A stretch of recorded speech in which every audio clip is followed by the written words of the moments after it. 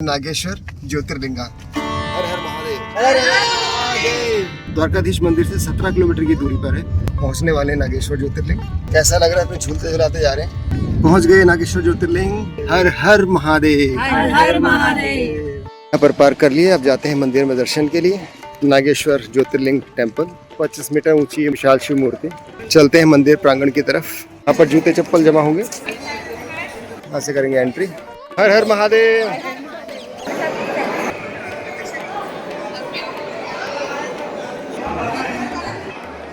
यह मंदिर का पिछला हिस्सा, दूसरी तरफ से मंदिर का एक दृश्य। शनिदेव महाराज जी का मंदिर। दर्शन अच्छे हुए। ज्यादा भीड़ नहीं थी। हर हर महादेव।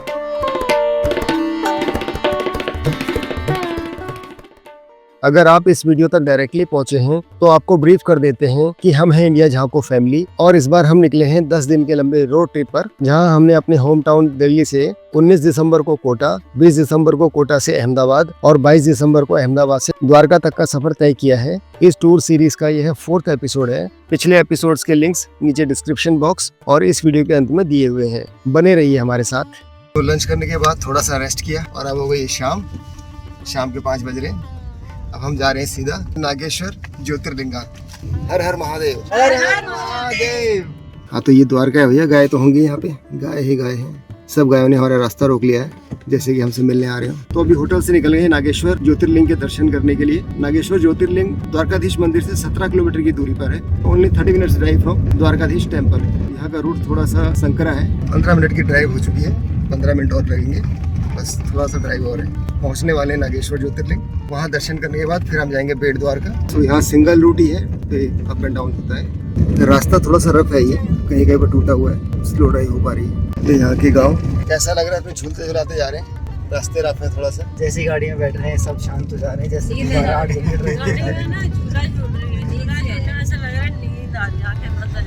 भी नींद आ रही है। भाभी फुल सिक्योरिटी के साथ जा रही हैं। ठंड के लिए बचाव है jacket.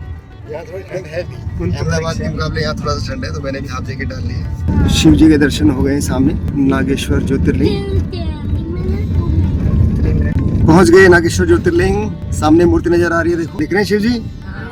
So huge statue of lord Shiva.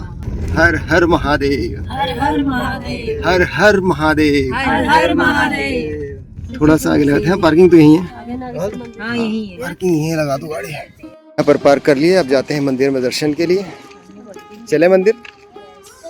सामने है नागेश्वर ज्योतिर्लिंग टेम्पल और ये जो शिव जी की मूर्ति आप लोग देख रहे हैं 25 मीटर ऊंची विशाल शिव मूर्ति। बिल्कुल बगल में ही टेम्पल। ऊपर टॉप में ध्वजा लहरा रही है, पताका। चलते हैं मंदिर प्रांगण की तरफ।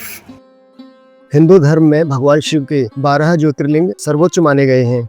ये वे स्थान हैं जहाँ शिव स्वयं ज्योति यानी प्रकाश के रूप में प्रकट हुए। यहाँ पर जूते चप्पल जमा होंगे। हाँ, यहाँ से टोकन लेना होगा ना। टोकन मिल जाएगा ना। 26 और 61। हाथ धो लिए। अब यहाँ से मंदिर के अंदर जाने का रास्ता। नागेश्वर ज्योतिर्लिंग इन्हीं 12 ज्योतिर्लिंगों में से 10वां ज्योतिर्लिंग है। हर हर महादेव। और यह भय से रक्षा, विषनाश और नागों पर आधिपत्य का प्रतीक है। इसे नागनाथ भी कहते हैं और शिव पुराण में इसे नागेशन दारुका वने कहा गया है। पौराणिक कथा के अनुसार प्राचीन काल में दारुक वन के अंदर एक राक्षस दारुक और उसकी पत्नी दारुका रहते थे। पत्नी दारुका ने कठोर तपस्या कर देवी पार्वती से वरदान प्राप्त किया कि इस वन में राक्षसों को कोई परास्त नहीं कर सकेगा। इस वरदान के कारण दारुक अत्यंत अत्याचारी हो गया। वह ऋषियों, ब्राह्मणों और भक्तों को बंदी बनाकर उन्हें यातनाएं देने लगा। दारुक ने एक महान शिव भक्त सुप्रिय को भी बंदी बना लिया। यहाँ से राइट साइड में थोड़ा सा नीचे उतरकर गर्भगृह नागेश्वर महादेव शिवलिंग। नीचे उतरने नहीं दिया जाता है, बस यहीं से स्वयंभू शिवलिंग के दर्शन होंगे। शिवलिंग और शेषनाग दोनों के ऊपर चांदी के कवच आवरण हैं। कारागार में रहते हुए भी सुप्रिय ने ओम नमः शिवाय का निरंतर जाप किया और अन्य भक्तों को भी शिव भक्ति सिखाई। दारुक ने जब यह देखा तो क्रोधित होकर सुप्रिय को मारने चला। जैसे ही दारुक ने सुप्रिय पर प्रहार किया, धरती फट गई और एक अग्निस्तंभ ज्योति प्रकट हुई। उसी ज्योति से भगवान शिव नागों से अलंकृत रूप में प्रकट हुए। तब भगवान शिव ने दारुक का वध किया और भक्त सुप्रिय की रक्षा की। शिवलिंग के ठीक सामने है नंदी भगवान की मूर्ति। माना जाता है कि नंदी महाराज के कान में बोली गई मनोकामना या प्रार्थना सीधा भगवान शिव तक पहुंच जाती है। सभी ने अपनी अपनी मनोकामना भगवान शिव के प्रमुख गढ़ और संदेशवाहक तक पहुंचा दिया है। यह है मंदिर के अंदर का प्रांगण। प्रांगण के अंदर माँ दुर्गा की मूर्ति भी स्थापित है। यहाँ पर पंडित जी से टीका लगवाते हुए सामने की तरफ पूजा अभिषेक काउंटर और साथ में भोलेनाथ को भोग लगा हुआ प्रसाद, जिसे आप यहाँ से खरीद सकते हैं। अपनी राशि के अनुसार आप यहाँ पर तुलादान भी करवा सकते हैं। यहाँ पर सभी प्रकार के अभिषेक हेतु राशि मेंशन की हुई है। दर्शन कर अब मुख्य मंदिर से बाहर की तरफ आते हुए मंदिर के चारों ओर एक विशाल खुला प्रांगण है।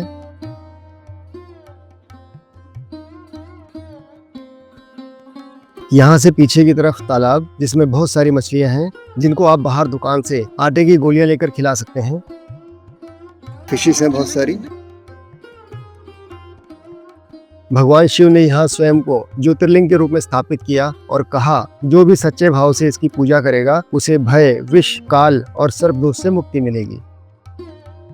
ऐसा भी माना जाता है कि कालांतर में भगवान कृष्ण ने भी यहाँ आकर इस ज्योतिर्लिंग की पूजा की। मुगल शासक औरंगजेब के शासनकाल में नागेश्वर ज्योतिर्लिंग मंदिर को क्षति पहुंचाई गई थी। बाद में मराठा साम्राज्य की रानी अहिल्याबाई होलकर जी द्वारा मंदिर का जीर्णोद्धार करवाया गया। आज हम मंदिर के जिस विशाल रूप को देख पा रहे हैं, मंदिर की इस आधुनिक भव्यता का श्रेय टी सीरीज के संस्थापक स्वर्गीय श्री गुलशन कुमार जी को जाता है। उनकी हत्या के बाद भी गुलशन कुमार चैरिटेबल ट्रस्ट के थ्रू उनके परिवार द्वारा जीर्णोद्धार का कार्य चलता रहा, जिसमें कि भगवान शिव की 82 फीट ऊंची प्रतिमा भी शामिल है। मान्यता के अनुसार यहाँ शिव जी का नागेश्वर मतलब नागों के ईश्वर के रूप में पूजन होता है और यहाँ भक्त चांदी के नाग नागिन का जोड़ा भी चढ़ाते हैं, जिसे काल सर्प दोष से मुक्ति के लिए विशेष माना जाता है। यहाँ पर कैलाश पर्वत का झांकीनुमा स्ट्रक्चर बनाया हुआ है, जहाँ से भगवान शिव और माता पार्वती भक्तों को आशीर्वाद दे रहे हैं। पूरा शिव परिवार यहाँ पर स्थापित किया हुआ है। अब जान लेते हैं यहाँ तक कैसे पहुँचा जाए। द्वारका रेलवे स्टेशन से नागेश्वर ज्योतिर्लिंग मंदिर की दूरी लगभग 15 से 18 किलोमीटर है, जहाँ से ऑटो या टैक्सी करके आप यहाँ पहुँच सकते हैं। अगर आप फ्लाइट से आना चाहते हैं तो नियरेस्ट एयरपोर्ट जामनगर है, जो कि यहाँ से लगभग 130 किलोमीटर की दूरी पर है। मंदिर के आसपास स्टे के ज्यादा ऑप्शंस नहीं हैं, तो बेटर होगा कि आप द्वारका में ही होटल बुक करें। तो कैसे दर्शन हुए? दर्शन अच्छे हुए? ज्यादा भीड़ नहीं थी। थोड़ा दूर से हुए? हाँ, दूर से हो लेकिन अच्छे हो। आराम से दर्शन करना। मन शांत लग रहा है। यहाँ सब कर मन शांत शांत हो लग गया। रहा है, वाकई में मन शांत लग रहा है।